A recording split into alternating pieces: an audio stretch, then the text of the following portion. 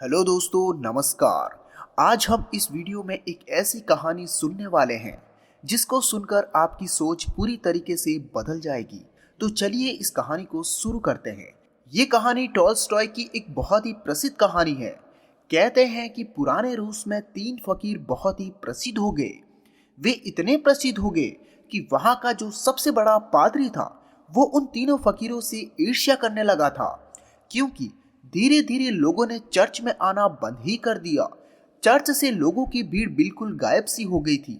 अब सब लोग उन तीनों फकीरों के पास जाने लगे थे। वहां का प्रधान पादरी सोचता है कि ये तीनों कौन है जो मेरे रहते हुए संत बन गए, क्योंकि इंसानियत में एक प्रथा है कि जब तक चर्च किसी इंसान को मान्यता नहीं देता तब तक वह संत नहीं बन सकता। पादरी बड़ा परेशान रहने लगा, क्योंकि लोगों में चर्च की लोकप्रियता दिनों दिन कम होती जा रही थी। लेकिन एक दिन तो हद ही हो गई। पादरी पूरे दिन चर्च में बैठा रहा, लेकिन एक भी आदमी चर्च में नहीं आया।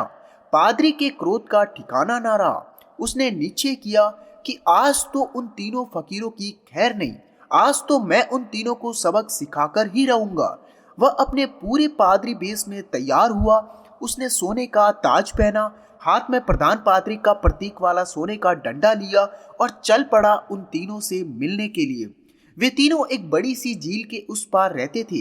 पादरी एक नाव में बैठकर झील के उस पार पहुंचा और थोड़ा आगे चलने पर उसे एक पेड़ दिखाई दिया, जिसके नीचे सीधे साधे वे इंसान बैठे हुए दिखाई दिए। वे तीनों पालथी मारकर चुपचाप उस पेड़ के नीचे बैठे हुए थे। पादरी ने उनके पास जाकर कहा, क्या तुम तीनों ही वह प्रसिद्ध संत हो जिसके कारण लोगों ने मेरे चर्च में आना बंद कर दिया है? उन तीनों ने कहा, संत? अरे नहीं नहीं, हम किस बात के संत? हम संत बनने के लायक ही नहीं हैं, क्योंकि ये तो यहाँ के लोग कहते हैं कि हम तीनों संत हैं। पता नहीं किसने ये झूठी अफवाह फैला दी, जिसे सुनकर लोगों की भीड़ यहाँ जमा रहती है। हम तो रोज इन्हें मना करते हैं कि यहाँ मत आया करो, लेकिन हम जितना मना करते हैं भीड़ उतनी ही बढ़ती जा रही है। इस भीड़ से हम परेशान हो चुके हैं। इस भीड़ भाड़ में हमें रुचि नहीं है। हम तो एकांत में रहना पसंद करते हैं। अच्छा हुआ कि आप आ गए। अब आप ही बचाइए हमें इस भीड़ से। यह सुनकर वह पादरी तो खुशी से फूला ना समाया। सोचने लगा कि ये तो बड़े ही भोले भाले निकले। मैं तो आज इन तीनों की खटिया खड़ी करके तीनों को लाइन में लगा कर जाऊंगा। पादरी ने पूछा, लेकिन तुम तीनों करते क्या हो? तो उन्होंने कहा कि कुछ नहीं, बस इस पेड़ के नीचे बैठकर ईश्वर की प्रार्थना करते रहते हैं। पादरी ने पूछा कि बाइबल कहाँ है? तो उन तीनों ने अपना सिर नीचे झुका दिया। पादरी ने पूछा, क्या हुआ? तो उन्होंने कहा कि आपसे हम क्या बताएं, क्योंकि हम तीनों ही अनपढ़ हैं, हमें पढ़ना नहीं आता, तो बाइबल रखकर भी हम क्या करेंगे? यह सुनकर तो वह पादरी और भी खुश हो गया और सोचने लगा कि ये तो अनपढ़ हैं, फिर भी इतने सारे लोगों को बेवकूफ बना रखा है। इनकी तो मैं आज खटिया खड़ी कर दूंगा और पूरे शहर के सामने इनकी बेइज्जती करूंगा। पादरी ने पूछा कि फिर तुम लोग प्रार्थना कैसे करते हो? सर्च की प्रार्थना तो तुम्हें याद होगी नहीं। तो यह सुनकर तीनों फकीरों ने अपना सिर नीचे कर दिया। पादरी ने पूछा, अब क्या हुआ? तुम तीनों ने अपना सिर नीचे क्यों झुका दिया? तो उन्होंने कहा कि क्या बताएं, बड़ी लज्जा आ रही है आपसे बताते हुए कि हमें प्रार्थना भी नहीं आती। पादरी ने बड़े ही आश्चर्य से कहा कि तुम्हें प्रार्थना भी नहीं आती? उन तीनों ने ना में अपना सिर हिलाया। तभी पादरी ने कहा कि फिर तुम तीनों प्रार्थना कैसे करते हो? तो उन्होंने कहा कि आपके चर्च की प्रार्थना तो बहुत ही लंबी चौड़ी है, हम तो अनपढ़ गंवार हैं, याद ही ना हो पाई, और फिर गलत पढ़ने का कोई मतलब तो है नहीं। इसीलिए बहुत सोचने के बाद, गणित बैठाने के बाद हमने खुद की एक प्रार्थना बना ली। और यह सुनकर पादरी जोर से चिल्लाया, क्या तुमने अपनी खुद की प्रार्थना बना ली? अरे प्रार्थना तो सर्वमान्य होती है, हजारों साल पुरानी है। जीसस को तो प्रार्थना खुद परमात्मा ने सिखाई है, लेकिन तुम लोगों ने अपनी खुद की प्रार्थना बना ली। उन्होंने कहा कि हमसे बहुत बड़ी गलती हो गई, हमें माफ कर दे। हम अनपढ़ गंवार इंसान, हमें कुछ नहीं पता। अब आप जो हमें प्रार्थना सिखाएंगे वही प्रार्थना हम आज से करेंगे, और हम आपके पैर पड़ते हैं। हमसे बहुत बड़ी गलती हो गई है, हमें कृपया क्षमा कर दीजिए और आप हमें अपनी वाली प्रार्थना सिखाइए। लेकिन पादरी के मन में जिज्ञासा जाग गई कि एक बार देखूं तो सही कि इन्होंने अपनी वाली कौन सी प्रार्थना बनाई है। पादरी ने कहा कि पहले तुम लोग मुझे अपनी प्रार्थना सुनाओ। उन्होंने कहा कि नहीं महाराज, हम तो अनपढ़ हैं, हमारी प्रार्थना का कोई मतलब नहीं है और हमें शर्मिंदा ना करे, आप हमें अपनी वाली प्रार्थना सिखाइए। लेकिन पादरी नहीं माना, इसीलिए पादरी के बार बार कहने पर आखिर में वो अपनी प्रार्थना सुनाने के लिए राजी हो गए। उन्होंने कहा कि शुरुआत में हमने बहुत सोच विचार किया, लेकिन हमें कोई प्रार्थना नहीं सूझी। फिर हमें याद आया कि इंसानियत में तो भगवान के तीनों रूपों को माना गया है, इसीलिए हमने इसी पर अपनी प्रार्थना बना दी।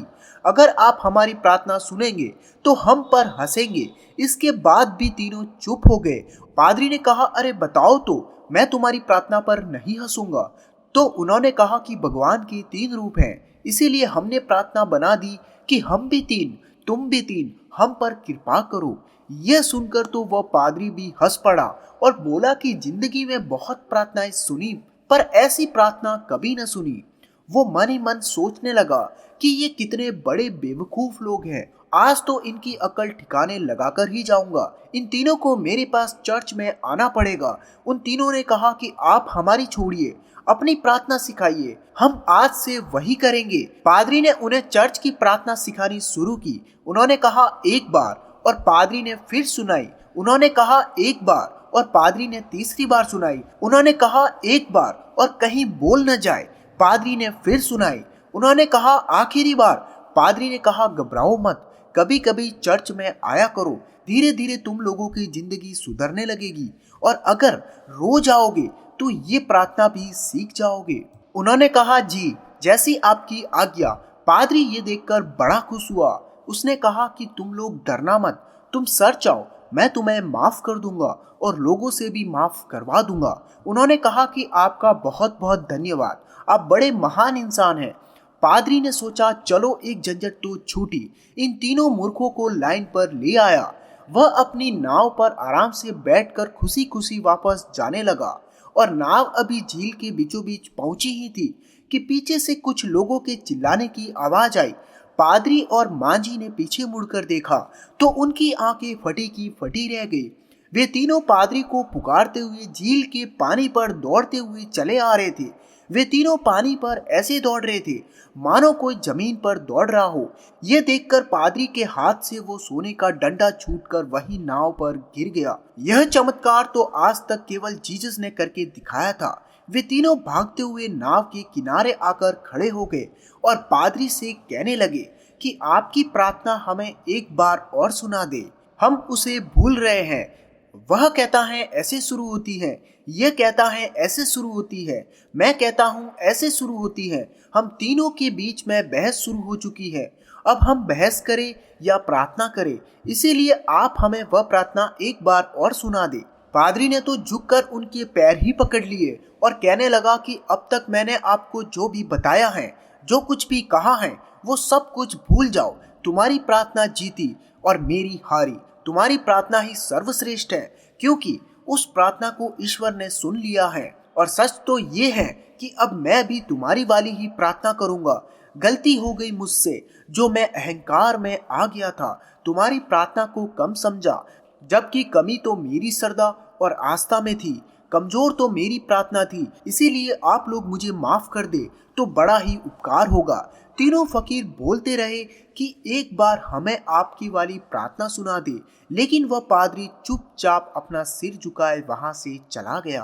दोस्तों, ये कहानी हमें ये सिखाती है कि यह जरूरी नहीं है कि हमारे द्वारा की गई प्रार्थना प्राचीन हो, लाखों साल पुरानी हो, या फिर किसी से उसको मान्यता प्राप्त हो। अगर हमारी प्रार्थना सच्ची और सच्चे मन से की गई है तो परमात्मा के द्वारा जरूर सुनी जाएगी, फिर चाहे वह दो शब्दों की साधारण सी ही प्रार्थना क्यों न हो। इन तीन साधुओं की कहानी से सीखने को हमें ये मिलता है कि हम चाहे कुछ भी कर ले, लेकिन दिखावे के उद्देश्य से ना करें। हम जब भी किसी काम को करें तो हमारी पूरी आत्मा और श्रद्धा उस काम में उतर जानी चाहिए। उस काम के प्रति हमारा पूरा समर्पण होना चाहिए। अगर हम हर काम को इसी तल्लीनता के साथ कर पाए तो हर काम में हमारी सफलता निश्चित है, जैसे कि उन तीन साधुओं के साथ हुआ। उन्होंने अपनी प्रार्थना इतने समर्पण भाव के साथ की कि वह प्रार्थना प्रभु के द्वारा सुन ली गई। उनका रोम रोम, उनका पूरा अस्तित्व उन प्रार्थना को कर रहा था। और ईश्वर तो सिर्फ प्रेम और समर्पण की भाषा समझता है।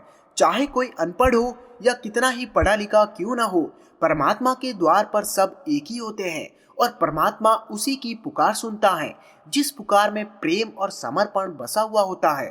तो दोस्तों, आपको ये कहानी कैसी लगी नीचे कमेंट करके जरूर बताएं और ऐसी और कहानियों के लिए चैनल को सब्सक्राइब करें।